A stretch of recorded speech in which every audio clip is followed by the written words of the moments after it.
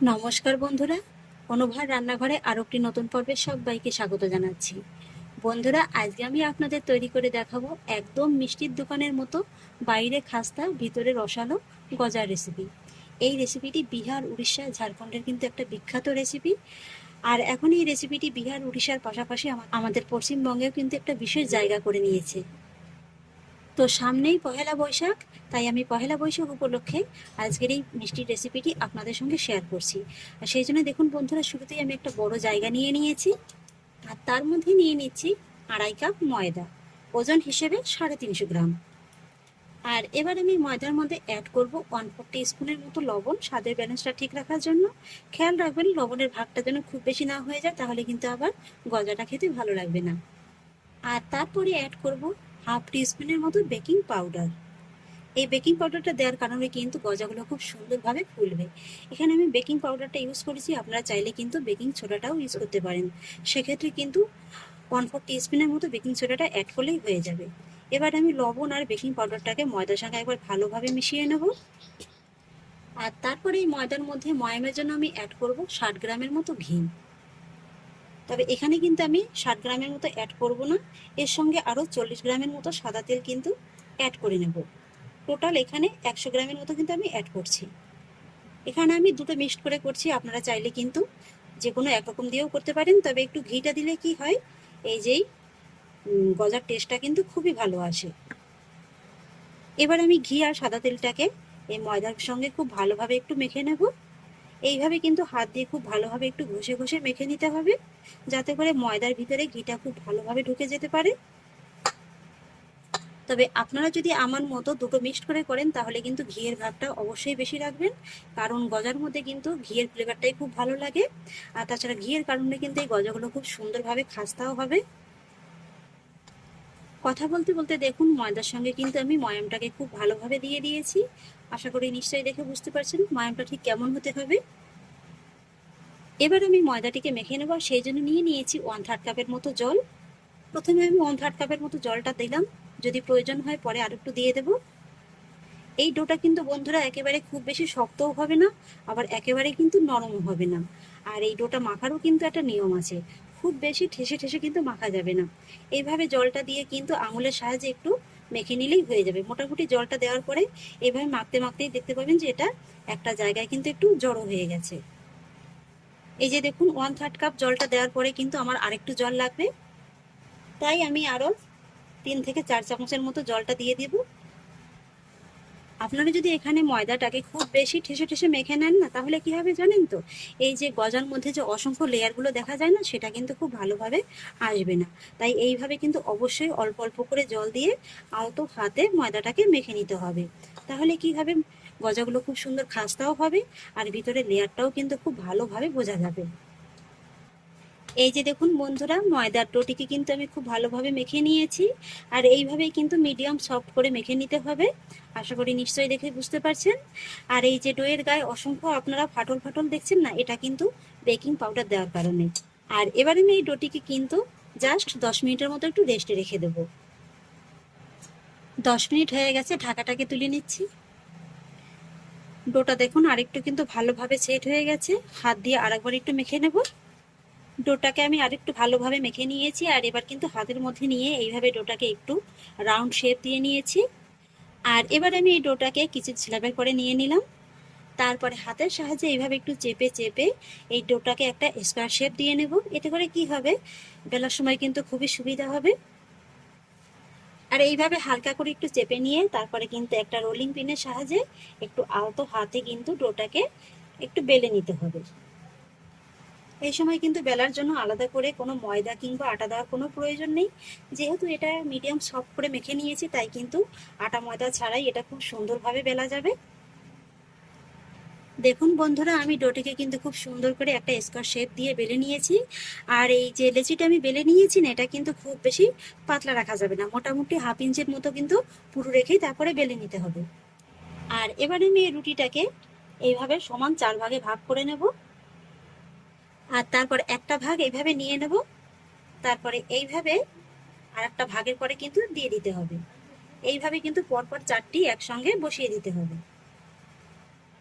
তো দেখুন একসঙ্গে কিন্তু আমি পরপর 4টি খুব ভালোভাবে বসিয়ে নিয়েছি। এবার কিন্তু আবারও একটু এইভাবে হাতের সাহায্যে চেপে চেপে এটাকে একটু চ্যাপ্টা করে নিতে হবে। তারপরে আবারও রোলিং পিনের সাহায্যে আলতো হাতে কিন্তু এইভাবে একটু বেলে আবারও স্কোয়ার শেপ দিয়ে নিতে হবে।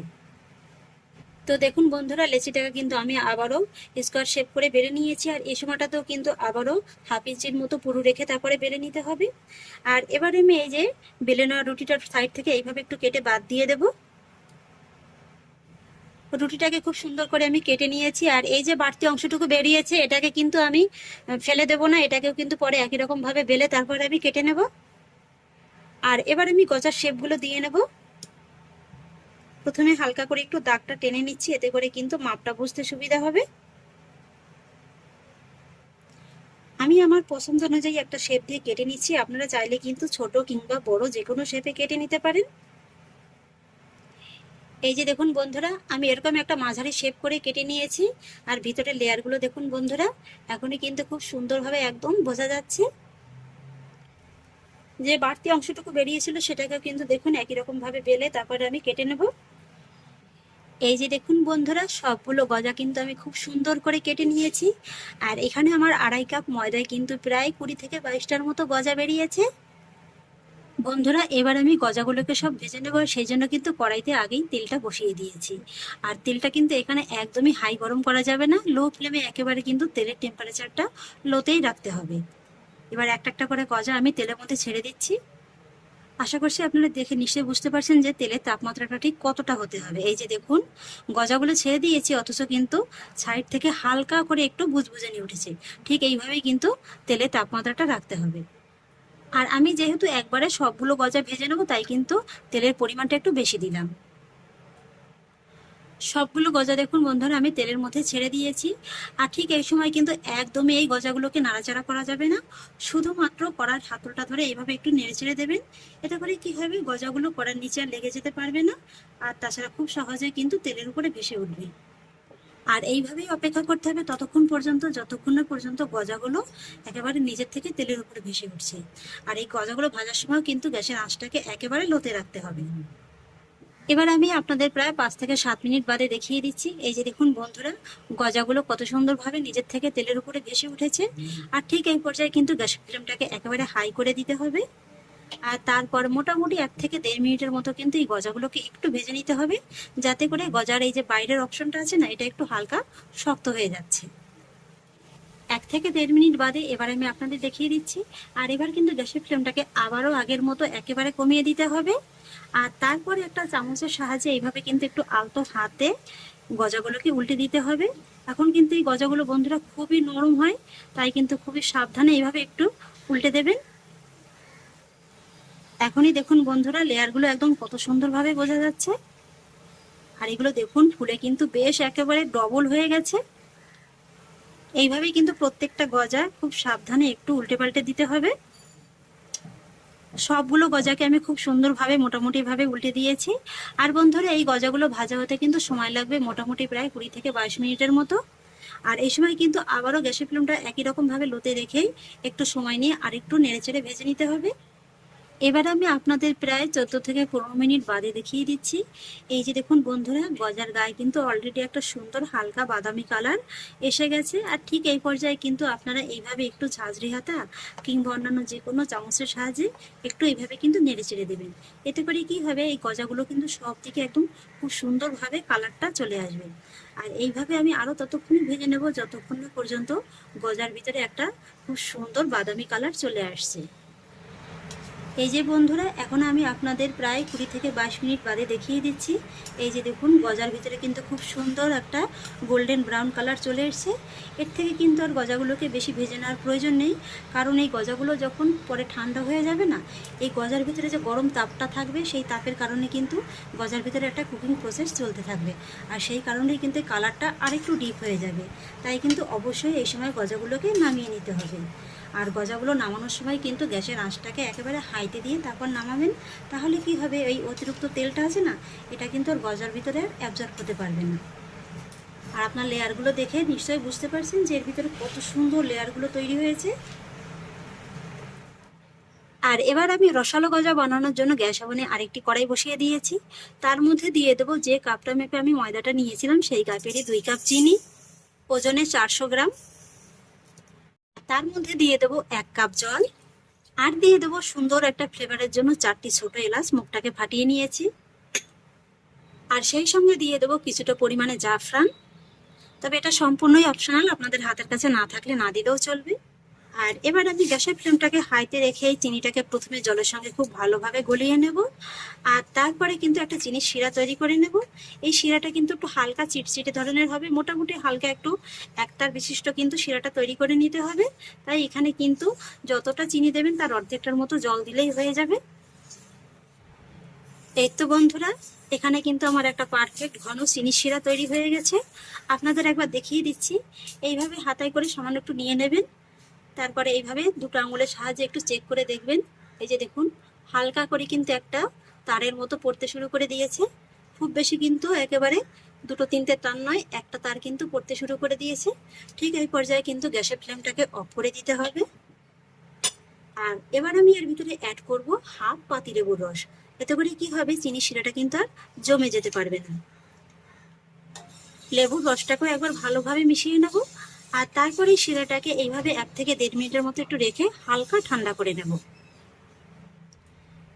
চিনির শিরাটাকে হালকা ঠান্ডা করে নিয়েছি, আর গজাগুলোও কিন্তু একদম ভালোভাবে মোটামুটি ঠান্ডা হয়ে গেছে। ঠিক এরকমই কিন্তু রাখতে হবে। খুব বেশি গরম গজাও কিন্তু খুব বেশি গরম চিনির শিরার ভিতরে দেওয়া যাবে না, তাহলে কিন্তু আবার দেওয়ার সঙ্গে সঙ্গে গজাগুলো নরম হয়ে যাবে, উপরটা খাস্তা থাকবে না, একদম পুরোটাই কিন্তু নরম হয়ে যাবে। এবার আমি এক এক করে গজাগুলোকে চিনির শিরার ভিতরে দিয়ে দেবো। অর্ধেকটার মতো গজা আমি দিয়ে দিয়েছি। এগুলোকে একটু চিনির শিরার সঙ্গে খুব ভালোভাবে নেড়েচেড়ে মিশিয়ে নেব। তারপরে এই গজাগুলোকে একটু সাইড করে আবারও কিন্তু বাকি অর্ধেক গজাগুলোকে দিয়ে দেব।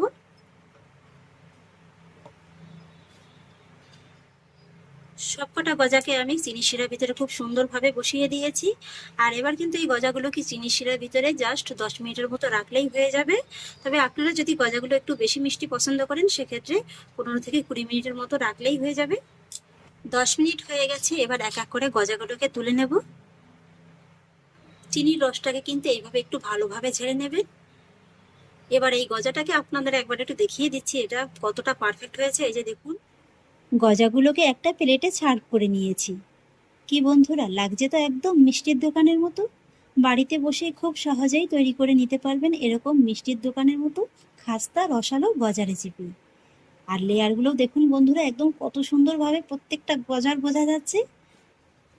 আমার একটা গজা ভাঙা দেখলেই আপনারা বুঝতে পারবেন যে গজাগুলো কতটা উপরে খাস্তা আর ভিতরে রসালো হয়েছে।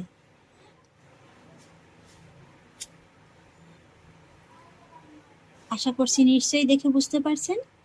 ভিতরটা দেখুন কত সুন্দর রসালো, আর বাইরেটা কত সুন্দর খাস্তা। এই যে দেখুন, মুখে দেওয়া মাত্রই কিন্তু একেবারে জাস্ট গলে যাবে।